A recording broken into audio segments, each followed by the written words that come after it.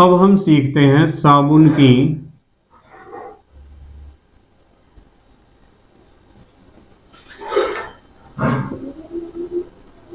स्वच्छीकारक यानी cleaning action. साबुन कैसे साफ करता है मैल को।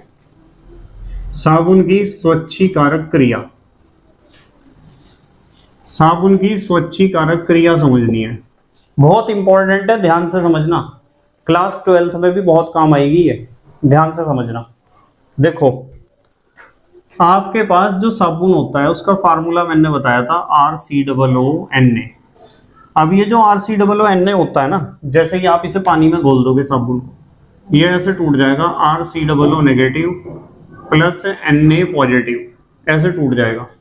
अब इसमें जो आपका ये RCOO नेगेटिव है ना, ये वाला आयन, R माने एल्काइल ग्रुप की श्रृंखला और ये COO नेगेटिव आयन, इस श्रृंखला को आप इस तरीके से प्रदर्शित कर सकते हो। यूं एल्काइल ग्रुप की बहुत बड़ी श्रृंखला होती है और COO को सिर से बनाया, इसके ऊपर नेगेटिव चार्ज है, ठीक है।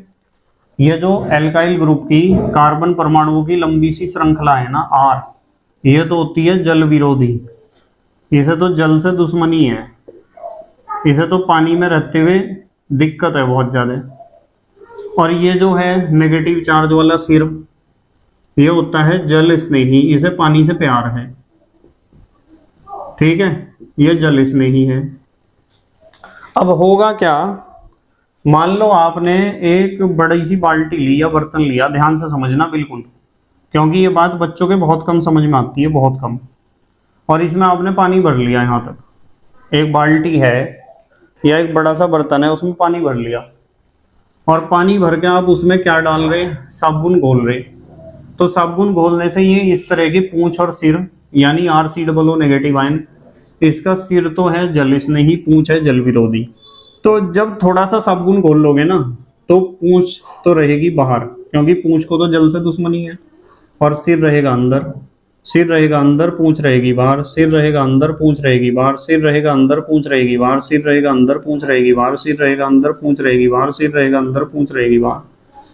तो जब आप बाल्टी में थोड़ा सा साबुन घोल दोगे ना, तो साबुन के सारे RCOO नेगेटिव आयन अपने आप को इस तरह व्यवस्थित करेंगे कि जो जल स्नेही है वो तो पानी में डूबा रहेगा, और जो हिस्सा जल विरोधी है वो रहेगा बाहर।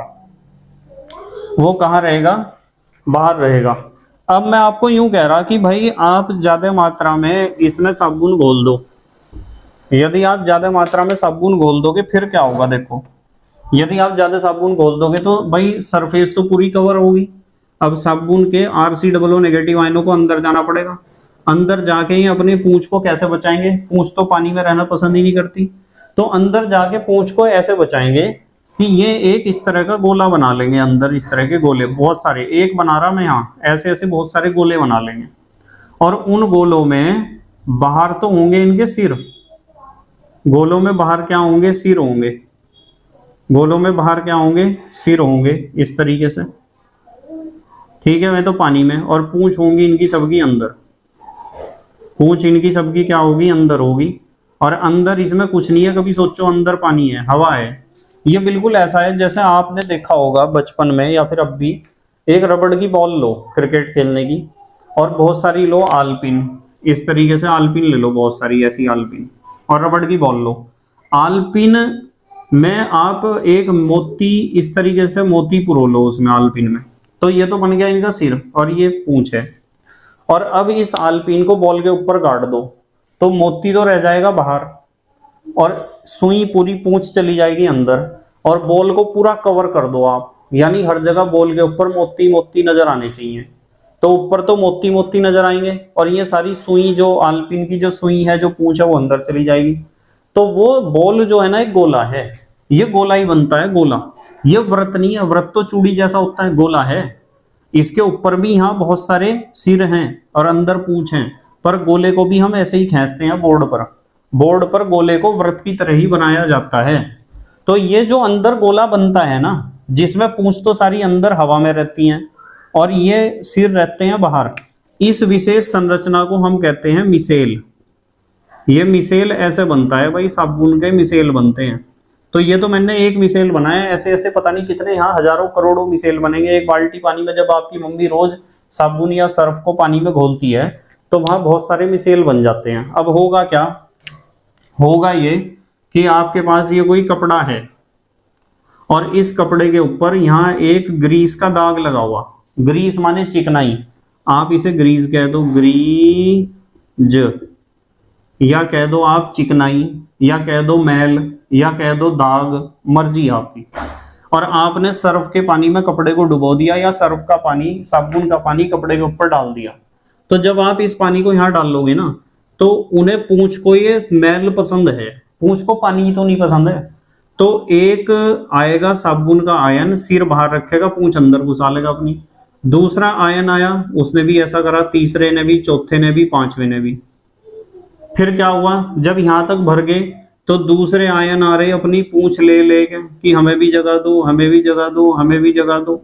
तो इसे थोड़ा सा ऊपर उठना पड़ेगा। फिर होगा क्या, कुछ समय बाद स्थिति ये बनेगी कि ये तो कपड़ा है और ये ग्रीस है यानी मैल, और यहां तक जो है इसमें जबरदस्ती इस मैल को ऊपर उठा दिया इन्होंने उठाया, इन साबुन के आयनों ने जबरदस्ती से ऊपर उठा दिया, और अब भी नए वाले आयन आने लग रहे, इधर से लाइन बना रखी इन्होंने, क्योंकि इन्हें अपनी पूंछ छिपानी है पानी से। अब जब ऐसा होगा तो स्थिति ये बन जाएगी कि ये दाग पूरा ऊपर उठ जाएगा, और इन्होंने जो है ना, जो हवा में बना रखी थी अपनी पूंछ, हवा में कर करके मिसेल बना रखे थे, ये इस मैल या ग्रीस के ऊपर ही मिसेल बना लेंगे। इस तरीके से ये मिसेल बना लिया और पूरे ग्रीस को, पूरे दाग को ऊपर उठा दिया कपड़े से। अब इस पे जैसे ही जल की धारा आएगी, पानी, आपकी मम्मी कपड़े को पानी से तो धोएंगी ना, पानी से धोते ही ये पूरा बाहर कपड़े से अलग। तो इस तरीके से मैल जो है कपड़े से अलग हो जाता है। ये मनुष्य का दिमाग इतना तेज है कि मनुष्य हर एक निर्जीव वस्तु को भी उसके अनुसार कार्य करते हुए इस्तेमाल कर रहा है ना। मनुष्य का दिमाग बहुत तेज। तो मनुष्य ने ही खोज करी साबुन की, और साबुन का भी इस्तेमाल कर लिया। हालांकि साबुन निर्जीव है, पर साबुन की इच्छा जो थी उसकी इच्छा के अनुसार उस पर कार्य करवाया और अपना फायदा निकाल लिया कपड़े धोने के लिए। क्या शरीर से भी इसी तरह मैल अलग होता है, ठीक है। अच्छा, एक बात बताता हूं मैं आपको, एक बात बताता हूं। यदि आपके पास कठोर जल है ना, कठोर जल उसे कहते हैं जिसमें बहुत सारे लवण घुले हुए, जैसे समुद्री जल, तो उसमें साबुन अच्छा काम नहीं करता है। कठोर जल में, कठोर जल में साबुन अच्छा काम नहीं करता बिल्कुल भी। और यदि कठोर जल में आप नहाओगे ना और साबुन लगाओगे तो आपके शरीर पे बहुत ज्यादा एक तरह का लेस सा चढ़ जाएगा, अजीब तरह का, ठीक है, बड़ी प्रॉब्लम होगी। तो अब इस कठोर जल में साबुन का इस्तेमाल सही न होने के लिए वैज्ञानिकों ने एक नई चीज की खोज की है जिसे हम कहते हैं अपमार्जक। क्या कहते हैं? अपमार्जक। तो एक हेडिंग लिख लो आप, अपमार्जक। इसके बारे में बताता हूं, अपमार्जक के बारे में। इंग्लिश में कहते हैं डिटर्जेंट, नाम सुना होगा, ठीक है। तो अपमार्जक क्या है? कठोर जल में भी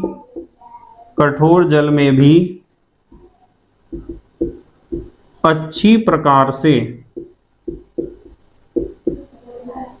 कठोर जल में भी अच्छी प्रकार से सफाई यानी स्वच्छीकरण, क्लीनिंग करने वाला, अच्छी प्रकार से सफाई करने वाला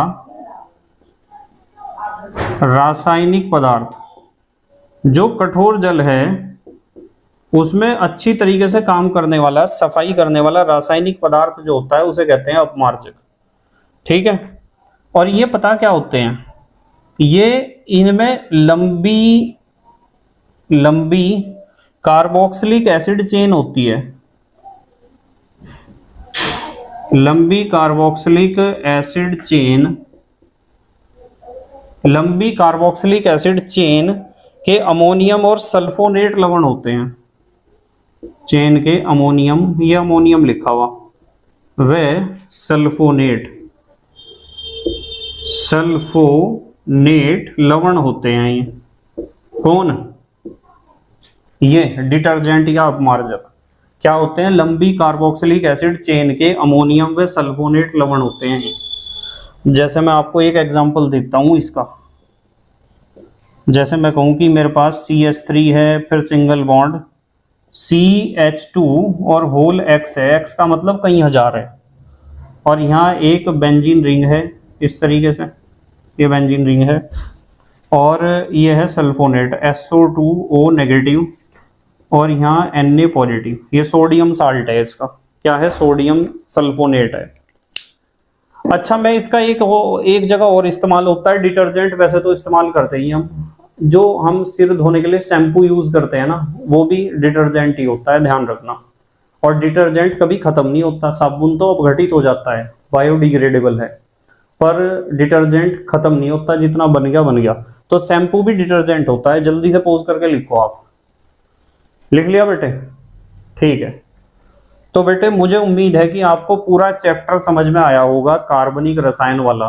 इतना हिस्सा कार्बनिक रसायन का क्लास 10th में है, और जितनी भी चीज मैंने आपको समझाई है, ये सारी चीजें आपको आनी बहुत जरूरी हैं। यदि इस पूरे चैप्टर को ढंग से आप पढ़ लोगे ना, तो आपको 11th 12th BSc NEET JEE MSc कहीं भी ऑर्गेनिक केमिस्ट्री में दिक्कत नहीं होगी। सारे चैप्टर सारे टॉपिक बड़ी आसानी से समझ में आएंगे, यदि इस चैप्टर को आप ढंग से पढ़ लेते हो। और यदि इस चैप्टर को ढंग से नहीं पढ़ोगे तो आपके बोर्ड के एग्जाम में प्रॉब्लम हो जाएगी, आपके क्लास 11th में ऑर्गेनिक केमिस्ट्री समझने में प्रॉब्लम हो जाएगी, आपके क्लास 12th में ऑर्गेनिक केमिस्ट्री समझने में प्रॉब्लम हो जाएगी। इसलिए मेरी रिक्वेस्ट है कि आपको इस चैप्टर को ढंग से पढ़ना चाहिए। यदि आप क्लास 10th में हो तब भी, यदि आप क्लास 11th में हो तब भी, 12th में हो तब भी, आप BSc में हो तब भी, नीट की तैयारी कर रहे तब भी, JEE की तैयारी कर रहे तब भी, और MSc में हो तब भी, PGT TGT की तैयारी कर रहे केमिस्ट्री से तब भी, इस चैप्टर को सबके लिए पढ़ना बहुत ज्यादा जरूरी है, यदि आप कार्बनिक रसायन को ढंग से समझना चाहते हो। ठीक है बेटे? तो मेहनत और ईमानदारी से पढ़ाई करते रहो। Thank you very much for watching this video. Okay, bye.